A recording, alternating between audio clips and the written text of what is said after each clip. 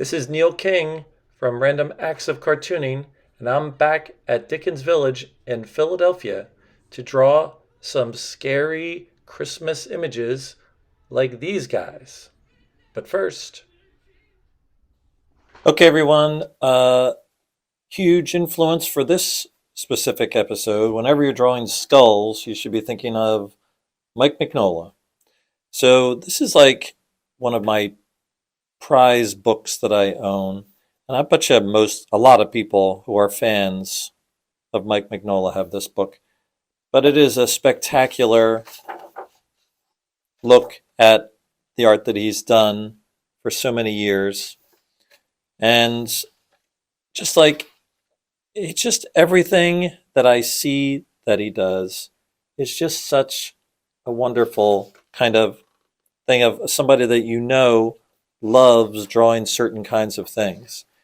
So the things that I know that he loves are he loves monsters, and he loves like all these kinds of scenes where they're kind of dreamy, and he's very nostalgic for probably old film. But his characters are just so unbelievable, and the stylistic thoughts about all of them are just really great.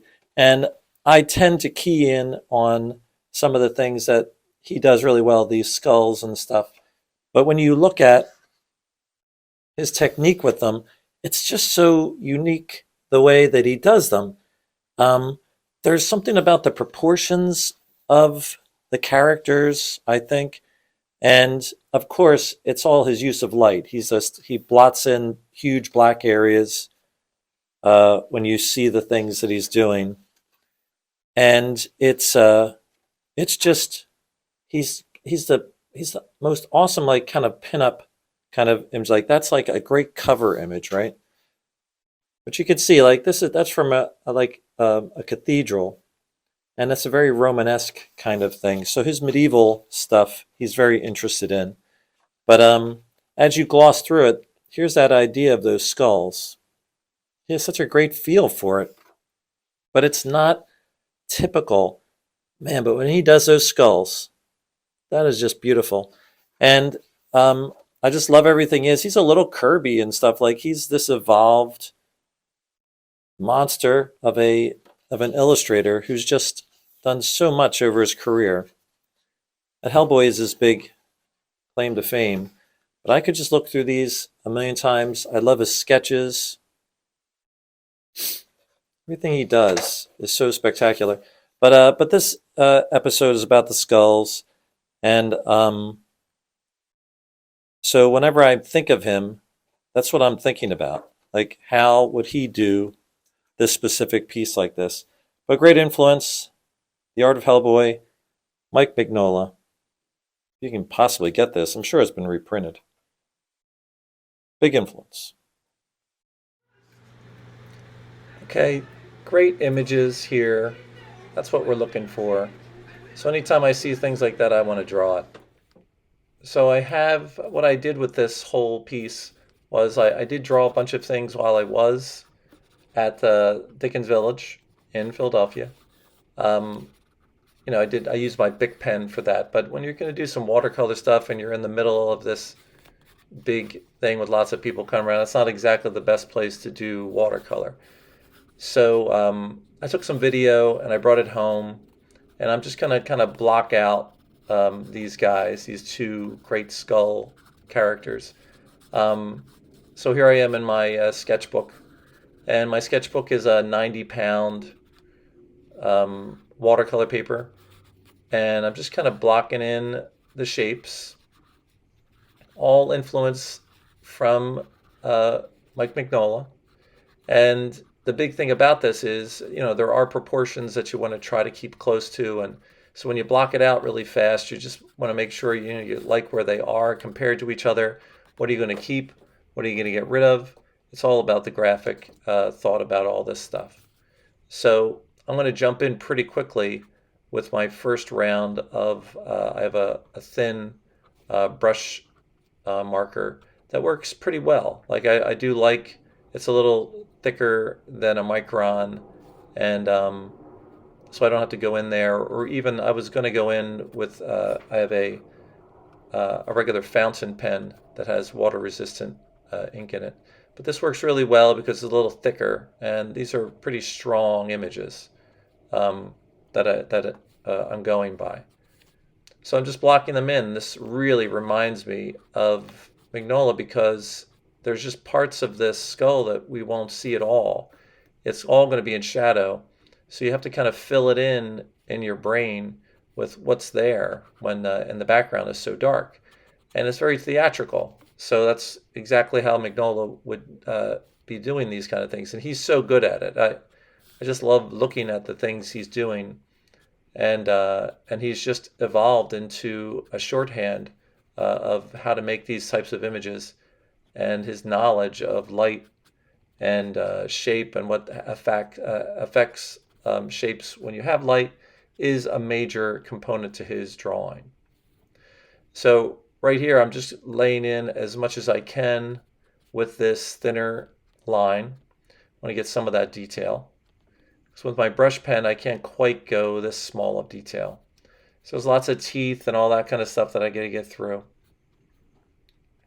And I'm just kind of laying it in because I know I'm going to be coming in with my brush pen to really kind of get going with all that stuff.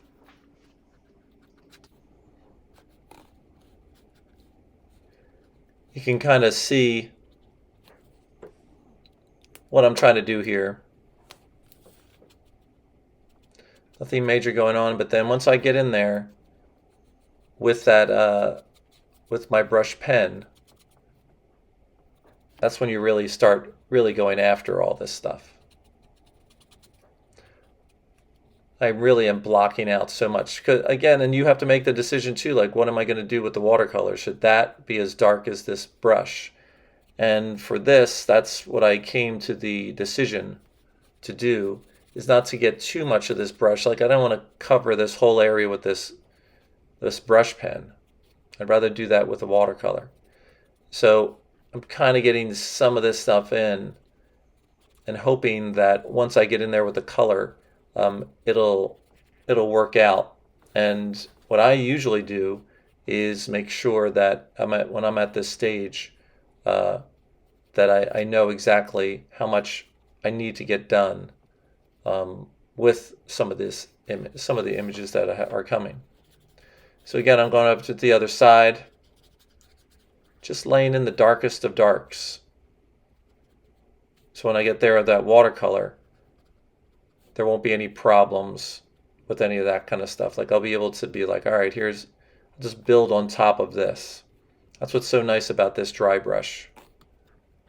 And I think it's, especially for my sketches, I really like that look. Almost finished with this. The ink part.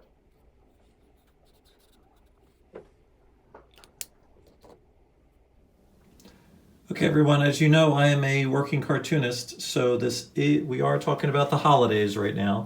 So don't forget to go to my Amazon site where you'll see some of my different types of books that I have. Strange Tales for Boys and Girls, that's an all ages book.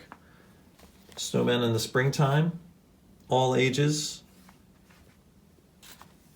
3 little pigs in a blanket. These are all things that all kinds of kids would like. Limited color. This is a series that I did.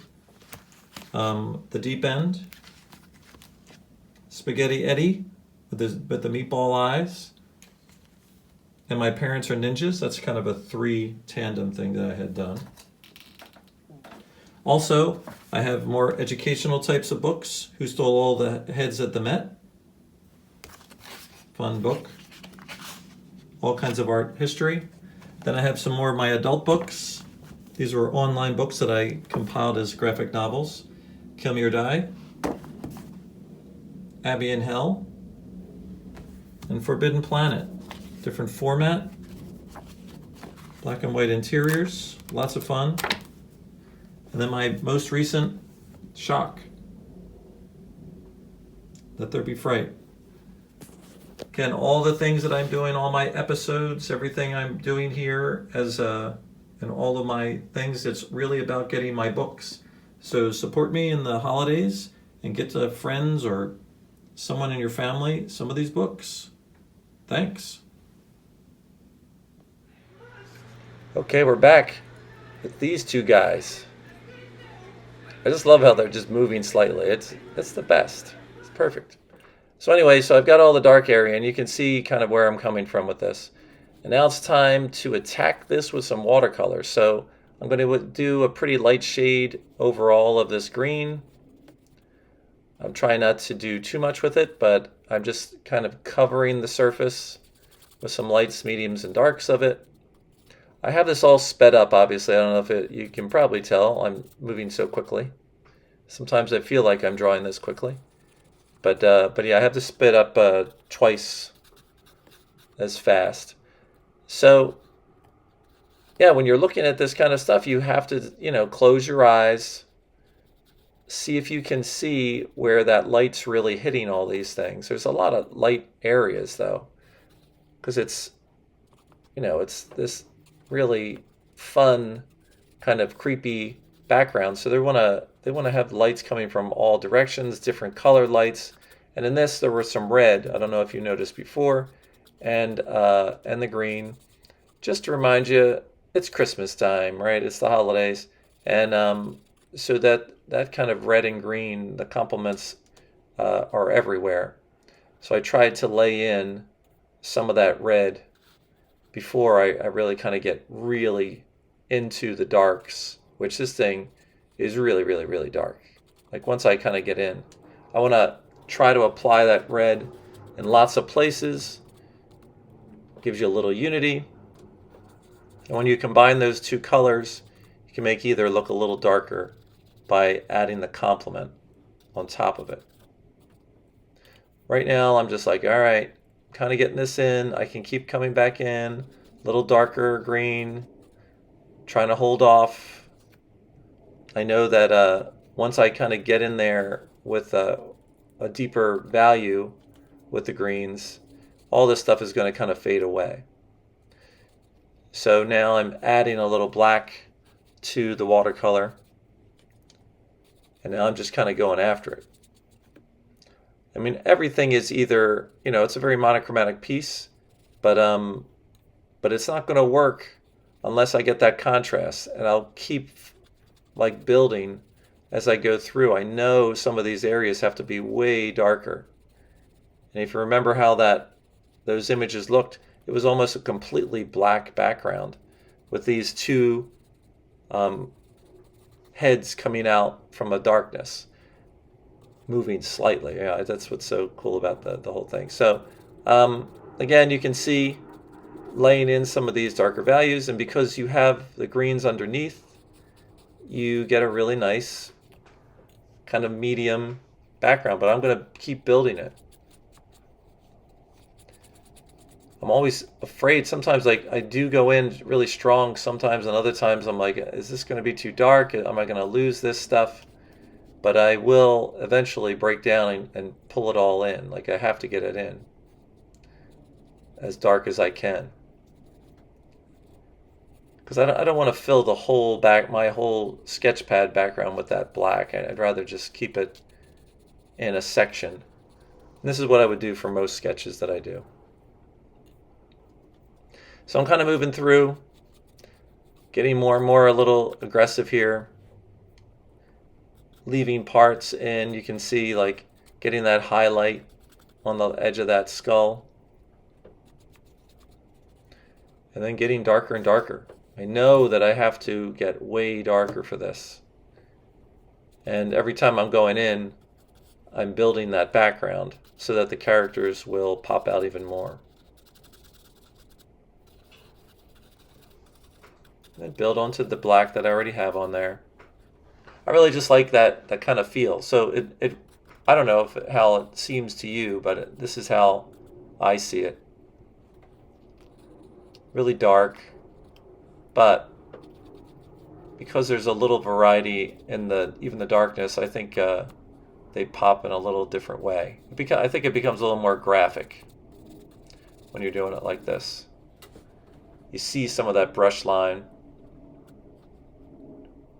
It just becomes another study, I like how this forces me to keep, I want to be my cartoonist self wants to just put in all the stuff I would usually do without thinking about it. But because this is from real life, you can kind of see the things that you might not put in because you're so used to just doing what you do. My shorthand of being able to put in certain types of values and stuff like that. But I kept looking to see where the hat shadow would go over that head, and then but I look back and forth on both of them. So when I'm working on one, I'm thinking about the other one,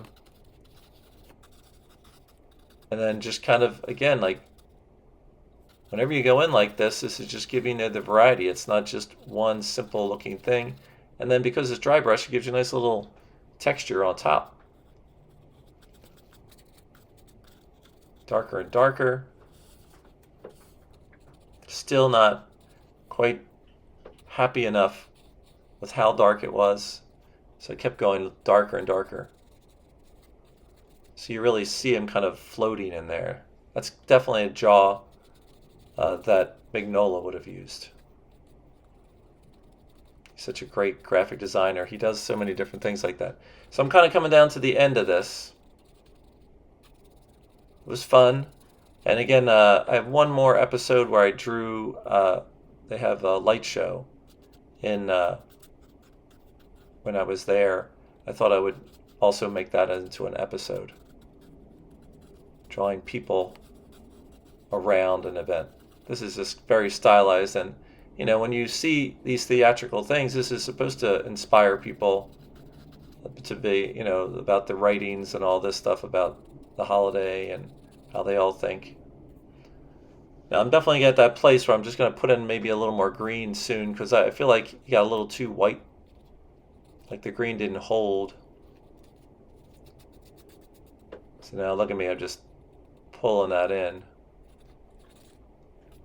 I really kind of like the guy mostly on the right, but then that guy on the left, he's got a lot of potential there. I feel like I was going pretty fast at the beginning, so I don't feel like I put quite enough of a coat over that green in there, and I don't want to lose it completely. By coming back in, I want to dull it down a little bit. But all right, but thanks again for watching.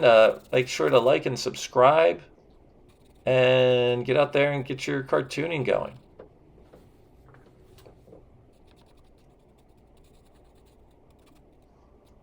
Almost done.